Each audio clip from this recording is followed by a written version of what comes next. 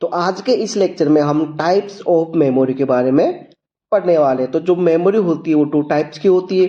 एक होती है भैया प्राइमरी मेमोरी, दूसरी होती है भैया सेकेंडरी मेमोरी। और जो प्राइमरी मेमोरी होती है इसको हमने फर्दर टू टाइप्स में डिवाइड किया गया है। एक तो होती है भैया रैम, दूसरी होती है रोम। और जो रैम है उसको अपन ने फर्दर 3 टाइप्स में डिवाइड किया गया है। एक एस रैम, डी रैम और एनवी रैम। और जो डी रैम होती है उसको अपन ने फर्दर 3 टाइप्स में डिवाइड किया गया है। AD RAM, S D RAM और डी डी आर रैम। और यहीं पर जो रोम होती है उसको अपन ने 3 टाइप्स में P ROM, E P ROM, E P ROM. और इसके अलावा हम बात करें सेकेंडरी मेमोरी की तो इसको हमने भैया 4 टाइप्स में डिवाइड किया गया है। फर्स्ट होता है मैग्नेटिक टेप, सेकंड होता है ऑप्टिकल डिस्क जिसमें हम सीडी, डीवीडी, ब्लू रे डिस्क, यहाँ पर BLU ही होता है, BLUE नहीं होता है, ठीक है। फोर्थ होता है HVD। और थर्ड की हम बात करें मैग्नेटिक डिस्क, इसमें हम हार्ड डिस्क और फ्लॉपी डिस्क के बारे में पढ़ने वाले। तो भैया अगर हम बात करें सेकंड टाइप की, इसमें ऑप्टिकल डिस्क लिखा हुआ है, ठीक है। यहाँ पर डिस्क के लिए अपन ने DISC लिखा हुआ है। और जो थर्ड पॉइंट, जो थर्ड टाइप है, इसमें मैग्नेटिक डिस्क के आगे हमने DISK लिखा हुआ है, ठीक है। भैया बोलने में सेम है लेकिन जो स्पेलिंग है वो क्या यहाँ पर डिफरेंट है, ठीक है। अब भैया डिफरेंट क्यों है? डिफरेंट इसलिए कि भैया अगर कोई भी राउंड शेप कोई भी चीज होती है उसके लिए हम DISC यूज में लेते हैं। और जो यहाँ पर CD, DVD, ब्लू रे डिस्क, ये HVD होता है भैया ये राउंड शेप में होती है, इसलिए इनके लिए अपन DISC यूज में लेते हैं। जबकि जो मैग्नेटिक डिस्क है इसमें जो हार्ड डिस्क हो गई, फ्लॉपी डिस्क हो गई, ये या तो रेक्टेंगल शेप या स्क्वायर शेप में होती है, इनके लिए हम DISK यूज में लेते हैं, जैसे कि आपको यहाँ पर इमेज में दिख रहा होगा, ठीक है। तो भैया फोर्थ टाइप पे देखते हैं इलेक्ट्रॉनिक्स स्टोरेज डिवाइसेस। इसमें हम पेन ड्राइव और मेमोरी कार्ड पढ़ने वाले हैं, ठीक है। तो भैया अब अपन स्टार्ट करते हैं प्राइमरी मेमोरी से। तो देखिए जो प्राइमरी मेमोरी होती है इसे मेन मेमोरी, इंटरनल मेमोरी या सेमीकंडक्टर मेमोरी भी बोलते हैं। भैया देखिए मेन मेमोरी इसलिए बोलते हैं कि जो भी अपन काम करते हैं अपने कंप्यूटर में, अपने लैपटॉप में, अपने PC में, जो भी अपन काम करते हैं, जैसे कोई अपन सॉफ्टवेयर चला रहे हैं, कोई अपन एप्लीकेशन चला रहे हैं, अपन कोई वीडियो देख रहे हैं, कोई गेम खेल रहे हैं या कोई गाना वगैरह सुन रहे हैं, जो भी अपन काम करते हैं सारा कुछ काम होता है भैया प्राइमरी मेमोरी में, ठीक है। प्राइमरी मेमोरी में भी रैम में, ठीक है। तो ये एक प्रकार की इंपॉर्टेंट मेमोरी होती है। यदि आपके कंप्यूटर में ये वाली मेमोरी नहीं होगी तो आपका कंप्यूटर काम नहीं करेगा, क्योंकि जो सारा कुछ काम है भैया वो कहाँ पर होके हो रहा है, कहाँ पर जाके हो रहा है भैया प्राइमरी मेमोरी में जाकर हो रहा है, ठीक है। यदि प्राइमरी मेमोरी नहीं होगी तो काम होगा ही नहीं, ठीक है। तो फिर क्या मतलब उस चीज से? तो इसलिए ये एक इंपॉर्टेंट मेमोरी होती है, इसलिए ये एक मेन मेमोरी होती है। दूसरा आता है इंटरनल मेमोरी। इंटरनल मेमोरी इसलिए बोलते हैं क्योंकि भैया ये मदरबोर्ड पर लगी हुई होती है, और जो भी चीजें मदरबोर्ड पर लगी हुई होती है उनको अपन इंटरनल डिवाइसेस वगैरह बोलते हैं, ठीक है। इसलिए इसको इंटरनल मेमोरी भी बोला जाता है। तीसरा आता है सेमीकंडक्टर मेमोरी। तो भैया जो ये मेमोरी होती है प्राइमरी मेमोरी, ये एक प्रकार की चिप होती है, जैसे कि आपको इमेज में दिख रहा है। यहाँ पर रैम हो गई, दूसरी हो गई अपने पास रोम। ये दोनों एक चिप के आकार की तो है, ठीक है। और जो ये चिप होती है भैया ये बनी हुई होती है सेमीकंडक्टर से। सेमीकंडक्टर्स जैसे जर्मेनियम हो गया, सिलिकॉन हो गया, इनसे ये मिलकर बनी हुई होती है, ठीक है। तो इसलिए इसको सेमीकंडक्टर मेमोरी भी बोलते हैं, ठीक है। नेक्स्ट पॉइंट देखिए, CPU से डायरेक्ट कनेक्ट होने के कारण इसे डायरेक्ट एक्सेस मेमोरी भी बोलते हैं। जो इससे पिछले वाला लेक्चर था उसमें मैंने लेवल्स ऑफ मेमोरी के बारे में पढ़ाया था। तो मैंने वहां पर एक डायग्राम बनाया था CPU और मेमोरी के बीच में जो कनेक्शन था उसका, ठीक है। तो जो CPU होता है वो डायरेक्ट कनेक्ट होता है अपनी प्राइमरी मेमोरी के साथ, ठीक है, जो मेन मेमोरी होती है उसके साथ, ठीक है। तो CPU डायरेक्ट ही प्राइमरी मेमोरी से डेटा को उठाता है और उसको मैनिपुलेट करता है, ठीक है। तो इसलिए इसको डायरेक्ट एक्सेस मेमोरी भी बोलते हैं, क्योंकि CPU डायरेक्ट ही इसको एक्सेस कर सकता है, जैसे कि आपको यहाँ पर इमेज में दिख रहा होगा, ठीक है। तो अब अपन पढ़ते हैं टाइप्स ऑफ प्राइमरी मेमोरी के बारे में, जैसे भाई रैम हो गया और रोम हो गया। तो इस लेक्चर में हम रैम के बारे में पढ़ने वाले हैं। तो चलिए अब रैम के बारे में देखते हैं अपन। तो भैया रैम की फुल फॉर्म होती है रैंडम एक्सेस मेमोरी, ठीक है। तो भैया जो ये फुल फॉर्म है इसमें भैया अपन को मेमोरी का तो मतलब समझ में आता है कि भैया एक प्रकार की चिप होगी जिसमें अपन डेटा को स्टोर कर सकते हैं, ठीक है। अब यहाँ पर रैंडम और एक्सेस का मतलब क्या होता है, ठीक है। तो भैया देखिए एक्सेस का मतलब यहाँ पर देखिए, तो भैया मेमोरी में भैया कुछ ना कुछ तो डेटा पड़ा हुआ होगा, ठीक है। तो भैया उस डेटा को उस मेमोरी से निकालना या उसको फेच करना या उस डेटा को रीड करना ही क्या कहलाता है, एक्सेस कहलाता है, ठीक है। अब जो ये डेटा को निकालना, रीड करना, फेच करना, ठीक है, मतलब कि जो एक्सेस है वो भी यहाँ पर टू टाइप से होता है। एक तो होता है सीक्वेंशियल एक्सेस, दूसरा होता है रैंडम या डायरेक्ट एक्सेस, ठीक है। तो भाई जो सीक्वेंशियल एक्सेस होता है उसमें जो मेमोरी में डेटा पड़ा हुआ है, सपोज करो कि मेमोरी में 5 सॉन्ग पड़े हुए हैं, ठीक है। Song number 1, song number 2, song number 3, 4 और 5, ठीक है। तो सपोज करो कि मुझे चौथा नंबर का जो गाना है वो सुनना है, तो जो सीक्वेंशियल एक्सेस होता है उसमें आपको पहले 1 नंबर सुनना पड़ेगा, 2 नंबर, फिर 3 नंबर, फिर जाकर आप 4 नंबर का सॉन्ग सुन पाओगे। मतलब कि आपको कंटिन्यूअसली चलना पड़ेगा 4 पर पहुंचने के लिए, ठीक है। ये होता है सीक्वेंशियल एक्सेस, ठीक है। और जो रैंडम एक्सेस होता है उसमें आपको सीक्वेंशियली जाने की कोई जरूरत नहीं होती है। सपोज करो कि आपको चौथा नंबर का गाना सुनना है तो आप डायरेक्टली ही चौथे नंबर पर पहुंच सकते हो, आपको 1 2 3 सुनने की कोई जरूरत नहीं होती है। तो जो अपनी रैम होती है वो एक रैंडम एक्सेस मेमोरी होती है। मतलब कि भैया जो सीपीयू होता है वो इस मेमोरी में से रैंडमली कहीं से भी डेटा को एक्सेस कर सकता है, रीड कर सकता है, ले सकता है, ठीक है। तो ये मतलब होता है रैंडम एक्सेस मेमोरी का। तो फर्स्ट पॉइंट देखिए भैया, जो रैम होती है इसको मेन मेमोरी कहा जाता है। मैंने जस्ट अभी आपको पिछली बार अभी जस्ट मैंने आपको पहले बताया था, जब प्राइमरी मेमोरी अपन देखा था कि जो प्राइमरी मेमोरी होती है उसको मेन मेमोरी बोला जाता है, और प्राइमरी मेमोरी में भी जो रैम होता है उसको मेन मेमोरी कहा जाता है। क्योंकि जो सारा कुछ अपन काम करते हैं, एप्लीकेशन, प्रोग्राम वगैरह जो भी कुछ चलाते हैं, सारा कुछ कहाँ पर आके चलता है, रैम में आके चलता है। इसलिए एक इंपॉर्टेंट मेमोरी होती है, ठीक है। इसके बिना आपका कंप्यूटर नहीं चल सकता, इसलिए इसको मेन मेमोरी बोला जाता है। नेक्स्ट पॉइंट देखिए, रैम से डेटा को रीड एंड राइट दोनों किया जा सकता है, इसलिए इसे रीड राइट मेमोरी भी बोलते हैं। भैया रैम एक प्रकार की मेमोरी है और अपन मेमोरी में डेटा को क्या करते हैं, डेटा को स्टोर करते हैं, डेटा को सेव करते हैं, इसी को बोलते हैं अपन राइट करना।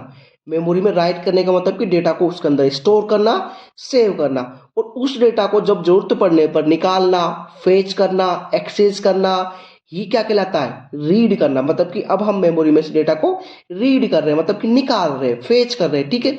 तो दो टर्म होती है रीड एंड राइट, ठीक है। तो दोनों ही अपन कर सकते हैं रैम के साथ, तो इसलिए इसको रीड एंड राइट मेमोरी बोला जाता है। नेक्स्ट पॉइंट देखिए, इसे वोलेटाइल मेमोरी के साथ साथ टेम्परेरी मेमोरी भी बोलते हैं। देखो भाई वोलेटाइल का मतलब ये होता है कि भाई जब तक अपन इस रैम को इलेक्ट्रिसिटी देते रहेंगे या पावर सप्लाई देते रहेंगे भाई, तब तक ही ये अपने अंदर डेटा को स्टोर करके रख पाता है। जैसे ही अपन ने इलेक्ट्रिसिटी इसको देना बंद कर दिया, पावर सप्लाई देना इसको बंद कर दिया है, उसी समय ये अपने अंदर डेटा को डिलीट कर देता है। मतलब सारा कुछ इसके अंदर डेटा होता है वो उड़ जाता है, बिल्कुल खत्म, बिल्कुल डिलीट हो जाता है, ठीक है। अब सपोज करो कि आपको अपने पीसी में एमएस वर्ड चलाना है, ठीक है। तो भाई देखिए जो भी डेटा होता है, जितना भी डेटा होता है, सारा कुछ कहाँ पर स्टोर होता है भैया, सेकेंडरी मेमोरी में स्टोर होता है। मतलब कि जो हार्ड डिस्क होती है उसमें सारा कुछ डेटा पड़ा हुआ होता है। तो आपको एमएस वर्ड चलाना है भैया, स्टोर तो सेकेंडरी मेमोरी में, लेकिन जब आप उसको चलाओगे, जब आप उसको रन करोगे, तो कहाँ पर आके चलने वाला है, वो चलने वाला भैया प्राइमरी मेमोरी। प्राइमरी मेमोरी मतलब कि रैम में वो आके चलने वाला है। उसी प्रकार जब आप कोई पावर पॉइंट चलाओगे तो स्टोर तो सेकेंडरी मेमोरी में चलेगा, कहाँ पर आकर, रैम में चलेगा। उसी प्रकार जो वीडियो आप कोई वीडियो देखना चाहते हो, स्टोर तो सेकेंडरी मेमोरी में, जब आप उसको चलाओगे तो कहाँ पर आकर चलने वाली है, प्राइमरी मेमोरी में, मतलब कि रैम में चलने वाली है। उसी प्रकार आप कोई गेम खेलना चाहते हो तो कहाँ पर चलेगा, आकर रैम में चलेगा, स्टोर सेकेंडरी मेमोरी में, ठीक है। अब सपोज करो कि आपने 4-5 जो ये एप्लीकेशन सॉफ्टवेयर है ये आपने यहाँ पर खोल रखे हैं अपने जो पीसी है उसको बंद करने से पहले, ठीक है। और जो ये सारा कुछ कहाँ पर चल रहा है, रैम में चल रहा है, ठीक है। अब आपने अपना पीसी कर दिया भैया बंद, ठीक है। जब आपने अपना पीसी बंद कर दिया, इसका मतलब क्या है कि जो रैम है उसको इलेक्ट्रिसिटी या पावर सप्लाई मिलना बंद हो गई, ठीक है। जब आप उसको वापस चलाओगे अपने पीसी को, तो आप वहां पर क्या दोगे कि भैया आपको वहां पर कुछ भी नहीं मिलने वाला। जो भी आपने ये प्रोग्राम चला रहा है कहते बंद करने से पहले, आपको वहां पर कुछ भी नहीं मिलेगा। ऐसा इसलिए होता है क्योंकि भाई जो रैम होती है वो वोलेटाइल होती है। वोलेटाइल मतलब कि भाई जब तक आप इसको पावर सप्लाई देते रहोगे तब तक ही ये अपने अंदर डेटा को स्टोर करके रख पाता है। जब आपने अपने पीसी को बंद किया था, मतलब कि रैम को पावर सप्लाई देना बंद कर दिया, तो जो भी जितने भी आपने एप्लीकेशन सॉफ्टवेयर खोल रखे थे, सारा कुछ वहां से अब डिलीट हो जाने वाला है। वो सारे के वहां से क्या होगा भैया, गायब हो गए, जो भी आपने एप्लीकेशन सॉफ्टवेयर खोल रखे थे। ठीक है, तो जब आपने अपना पीसी ऑन किया तो तभी आपको वहां पर कुछ भी नहीं दिखा था। ठीक है, तो ये मत होता भैया वोलेटाइल का। मतलब हम कह सकते हैं कि जो रैम होती है भैया, वो थोड़ी देर के लिए टेम्परेरी रूप से ही डेटा को स्टोर करके रखती है, जब तक कि उसको इलेक्ट्रिसिटी मिलती रहेगी तब तक। ठीक है, नेक्स्ट पॉइंट देखिए, किसी भी इनपुट डिवाइस से इनपुट किया गया डेटा सबसे पहले भैया रैम में स्टोर होता है। भाई जब भी अपन, जैसे भाई कीबोर्ड हो गया, जिससे जब भी अपन इनपुट वगैरह डालते हैं अपने लैपटॉप वगैरह में, ठीक है, तो सबसे पहले कहाँ पर स्टोर होता है भैया, रैम में स्टोर होता है। ये आपको याद रखना पॉइंट। ठीक है, नेक्स्ट पॉइंट देखिए, रैम एक सेमीकंडक्टर चिप होती है जिसे कंप्यूटर के मदरबोर्ड पर बने सिम्स या डिम्स में लगाया जाता है। ठीक है, तो भाई जो रैम होती है उसको मदरबोर्ड पर सिम्स या डिम्स में लगाया जाता है। ठीक है, सिम्स होता है single inline memory modules, dims होता है ड्यूल इनलाइन मेमोरी मॉड्यूल्स। ये एक प्रकार के स्लॉट्स होते हैं जिसके अंदर अपन जो मेमोरी जो रैम चिप होती है उसको यहाँ पर लगाया जाता है। ठीक है, मदरबोर्ड के ऊपर। ये पॉइंट भी आपको यहाँ पर याद रखना है। तो देखिए, अब हम बात करने वाले हैं टाइप्स ऑफ रैम के बारे में। तो यहाँ पर हम एस रैम और डी रैम के बारे में पढ़ने वाले हैं। जो एनवी रैम है उसको हम आगे पढ़ेंगे। ठीक है, तो यहाँ पर हम डिफरेंस के रूप में यहाँ पर हम दोनों को पढ़ने वाले हैं। ठीक है, तो देखिए भाई, जो एस रैम होता है उसकी फुल फॉर्म होती है स्टैटिक रैम, और डी रैम की फुल फॉर्म होती है डायनेमिक रैम। ठीक है, अब यहाँ पर स्टैटिक और डायनेमिक का क्या मतलब होता है, इसको हम आगे जस्ट अभी थोड़ी देर में देखने वाले हैं। नेक्स्ट पॉइंट देखिए, जो एस रैम होता है वो फास्ट होता है डी रैम से। ठीक है, और जो एस रैम का साइज होता है वो कम होता है भैया किससे, डी रैम से, और ये थोड़ा महंगा होता है डी रैम से। ठीक है, उसके आगे हम देखते हैं, जो डी रैम होता है वो फास्ट होता है, मोर साइज का होता है और चीपर होता है। ठीक है, अब ये नेक्स्ट पॉइंट देखिए कि जो एस रैम के इंटरनल सर्किट में, अब ये देखिए जो रैम है ये एक प्रकार की चिप होती है। ठीक है, अब जो चिप है इसके अंदर ही तो डेटा स्टोर रहता है।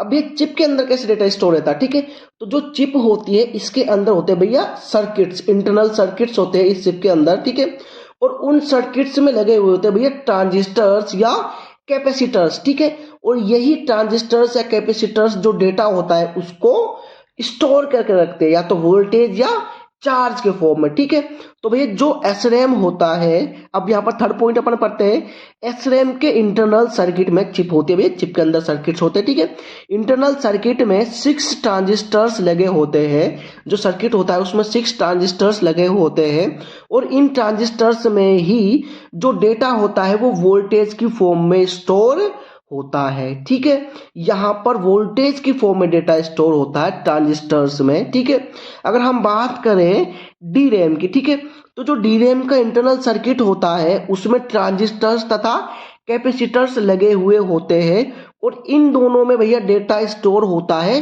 चार्ज के फॉर्म में। ये इंपॉर्टेंट पॉइंट है। ठीक है, एस रैम में वोल्टेज की फॉर्म में डेटा स्टोर होता है, और जो डी रैम होती है उसमें चार्ज की फॉर्म में डेटा स्टोर होता है। ठीक है, और जो डी रैम होती है इसमें कैपेसिटर्स और ट्रांजिस्टर्स का यूज किया जाता है, जबकि एस रैम में केवल ट्रांजिस्टर्स का ही यूज किया जाता है। नेक्स्ट पॉइंट देखिए कि इसको बार बार रिफ्रेश करने की जरूरत नहीं होती है भैया, हाँ ध्यान रखने की नहीं होती है। ठीक है, अब ये रिफ्रेश का मतलब क्या होता है अभी थोड़ी देर में आपको पता चल जाएगा।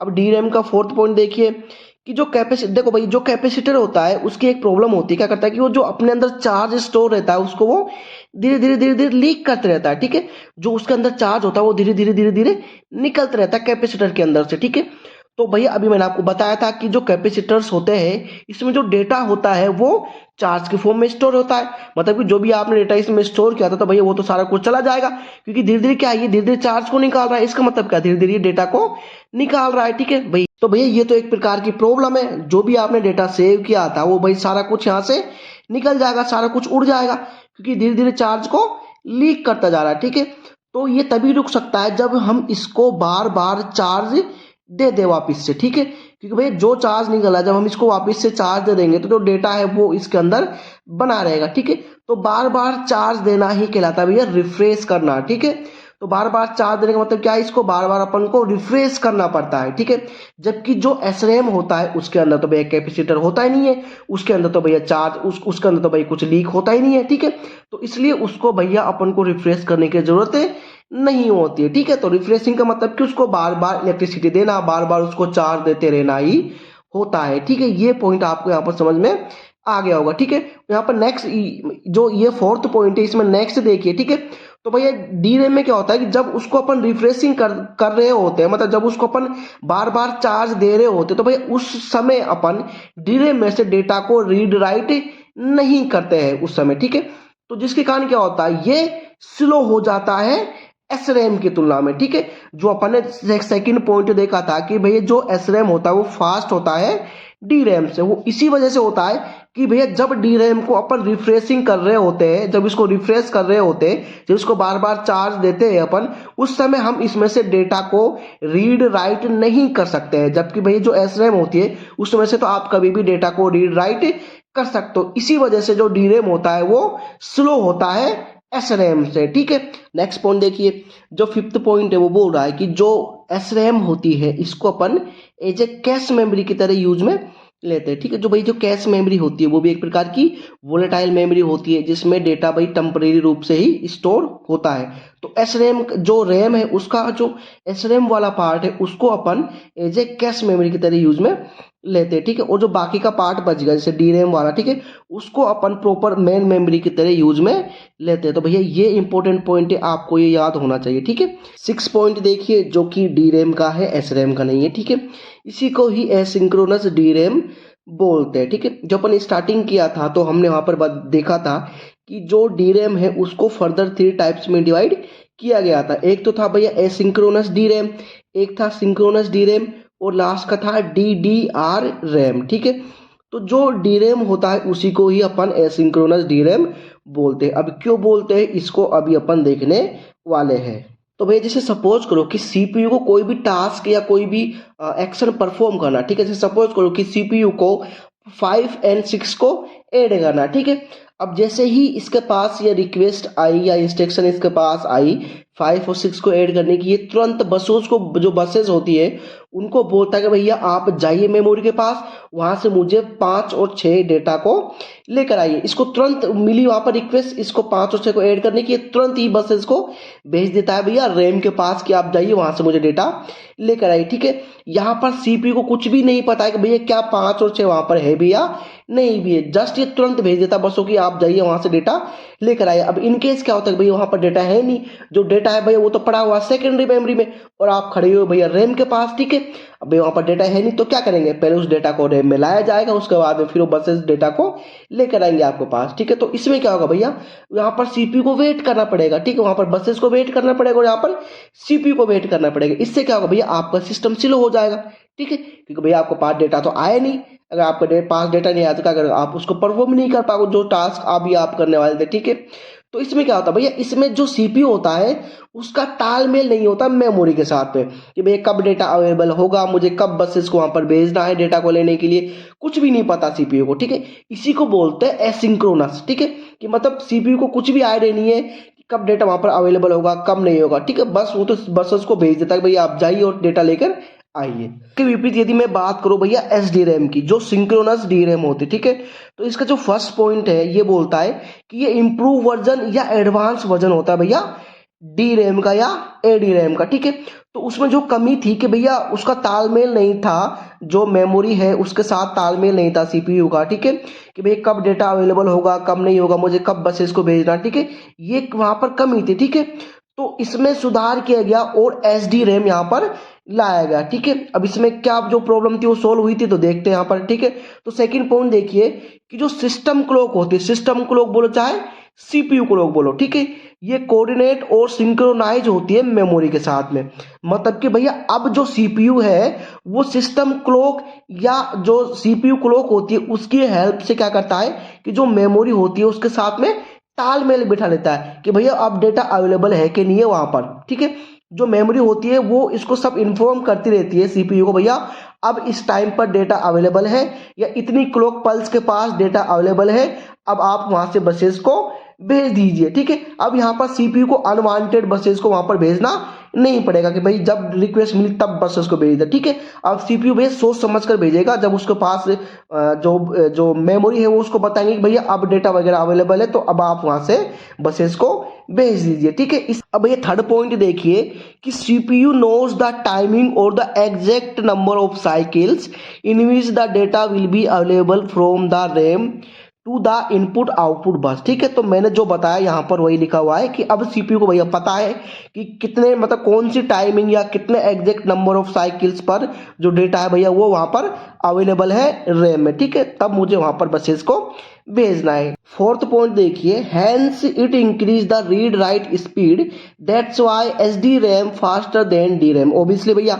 जब भैया आपको वहां पर वेट वगैरह नहीं करना पड़ेगा, तो ओबियसली जो स्पीड है एसडी रैम की वो बिल्कुल ज्यादा होगी किससे, डी रैम से या एसिंक्रोनस डी रैम से। ठीक है, अब भैया जो स्पीड है एसडी रैम की वो उससे ज्यादा है, लेकिन भैया इतनी भी ज्यादा नहीं है। ठीक है, तो इसकी स्पीड को इम्प्रूव करने के लिए एसडी रैम का एक इम्प्रूव वर्जन निकाला गया जिसको अपन बोलते हैं डीडीआर, डबल डेटा रेट। ठीक है, इसमें क्या है, जो डेटा है भैया वो डबल रेट से सेंड किया जाएगा या रिसीव किया जाएगा। ठीक है, अब जो डीडीआर है उसके कई टाइप्स यहाँ पर। ठीक है, तो DDR1 हो गया, DDR2 हो गया, DDR3 हो गया, DDR4 हो गया, ये सभी एसडी रैम के भैया एडवांस वर्जन है। ठीक है, ओबियसली और जो क्या होता है कि जो डीडीआर है ये एसडी रैम से भैया ओबियसली फास्ट तो होगा ही, क्योंकि जो इसमें स्पीड है वो डबल स्पीड है एसडी रैम की तुलना में। ठीक है, तो जो यहाँ पर भैया जो डी रैम थी उसके जो टाइप्स थे, एक तो एसिंक्रोनस डी रैम हो गया,